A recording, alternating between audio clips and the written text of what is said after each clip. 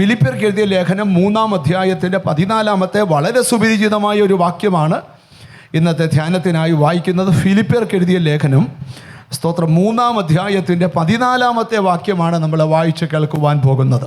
ഒന്ന് ഞാൻ ചെയ്യുന്നു, പിൻപിലുള്ളത് മറന്നും മുൻപിലുള്ളതിന് ആഞ്ഞുകൊണ്ട് ക്രിസ്തുയേശുവിൽ ദൈവത്തിന്റെ പരമവിളിയുടെ വിരുദിനായി ലാക്കിലേക്ക് ഓടുന്നു. ധന്യനായ പൗലോസ് പൗലോസ് ആരായിരുന്നെന്നൊക്കെ നിങ്ങൾക്കറിയാം. ഞാൻ അതൊന്നും ഇനി നീട്ടി പ്രസംഗിക്കുന്നില്ല. ഒരു കാലത്ത് സഭയെ ഉപദ്രവിച്ചവൻ, സഭാഹോള് പൂട്ടിച്ചവൻ, പ്രാർത്ഥിക്കുന്നവരുടെ മുടിക്കുത്തെ പിടിച്ച് വലിച്ചുകൊണ്ട് പോയവൻ, ആരാധന നിർത്തിച്ചവൻ.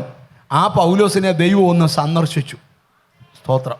ദൈവം സന്ദർശിച്ചപ്പോൾ ഇവൻ ഓടിയ ഓട്ടത്തിൻ്റെ റൂട്ട് മാറി. ഇതുവരെ മുടിക്കാൻ ഓടിയെങ്കിൽ ഇപ്പം സഭ വളർത്താനാണ് ഓടുന്നത്. സ്തോത്രം. ഞാൻ പ്രസംഗിക്കുമ്പോൾ പറയുന്ന ഒരാശയം നിങ്ങളോട് പറയാം. സ്കൂട്ടറും കാറും ലോറിയും ബസ്സും ഒക്കെ ഓടുന്ന ഒരു റോഡുണ്ട്. അതിലേക്കൂടെ ഒരിക്കലും ട്രെയിൻ ഓടത്തില്ല. സ്തോത്രം. ട്രെയിൻ ഓടുന്ന റോഹാമി പാളത്തെ കൂടെ ബസ് ഓടുകയില്ല. ബസ് ഓടുന്ന റോഡിൽ കൂടെ ട്രെയിനും ഓടുകയില്ല. എന്നാൽ ബസ്സും ട്രെയിനും ഓടുന്ന പോലെ അല്ല ഫ്ലൈറ്റിൻ്റെ റൺവേ. അവിടെ ഫ്ലൈറ്റ് മാത്രമേ ഓടൂ, വേറൊന്നും ഓടുകയില്ല. അതുകൊണ്ട് ലോകത്തിൽ മനുഷ്യർ ഓടുന്ന പോലെ അല്ല ദൈവമക്കളുടെ ഓട്ടം.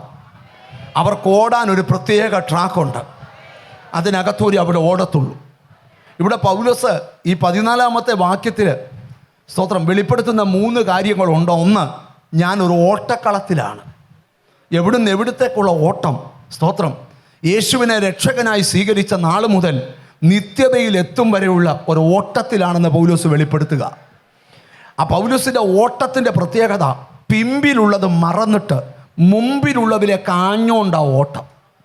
എന്നിട്ട് പൗലോസ് പറയുക, ആ ഓട്ടം എവിടാന്നറിയാമോ?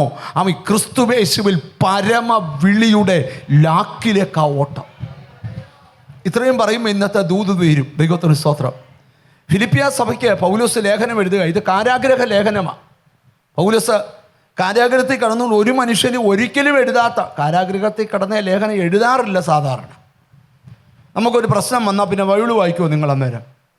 എൻ്റെ ബ്രദറെ ഒന്നിനും ഒരു മൂഡില്ല. സ്തോത്രം. ചുമ്മാ ഒരു പ്രശ്നം വന്നാൽ മതി. പ്രശ്നം വന്നു കഴിഞ്ഞാൽ പ്രാർത്ഥിക്കുമോ? ഫോൺ വിളിച്ച് പറയും, ഏലിയമ്മ ആൻറ്റി എനിക്ക് വേണ്ടി പ്രാർത്ഥിക്കണേ. അതെങ്ങനെയാണെന്ന് ചോദിച്ചാൽ സ്തോത്രം, മറ്റൊന്നിനുമല്ല, ഇവർക്ക് പ്രാർത്ഥിക്കാനുള്ള ഒരു ഒരു ഒരു ഒരു ഒരു ഒരു നല്ല ഒരു ആത്മീയ അന്തരീക്ഷം കിട്ടുന്നില്ല. അപ്പം മറ്റുള്ളവരോട് നമ്മൾ പ്രാർത്ഥന ചോദിക്കും. പക്ഷേ ഇരുമ്പഴികൾക്കകത്ത് പൗലോസ് കടന്നുകൊണ്ട് ഫിലിപ്പിയ സഭയ്ക്ക് ലേഖനം എഴുതുമ്പോൾ അതിലെ കാതലായ വാക്ക് കേട്ടോ, കർത്താവിൽ എപ്പോഴും ഈ 3-ാം അധ്യായത്തിൻ്റെ 1-ാമത്തെ വാക്യം ഒന്ന് വായിച്ചേ. അപ്പം മനസ്സിലാവും നിങ്ങൾക്ക്. ഒടുവിൽ എൻ്റെ സഹോദരന്മാരെ, കർത്താവിൽ സന്തോഷിപ്പീൻ. അതേ കാര്യം നിങ്ങൾക്ക് പിന്നെയും എഴുതുന്നതിൽ എനിക്ക് മടുപ്പില്ല.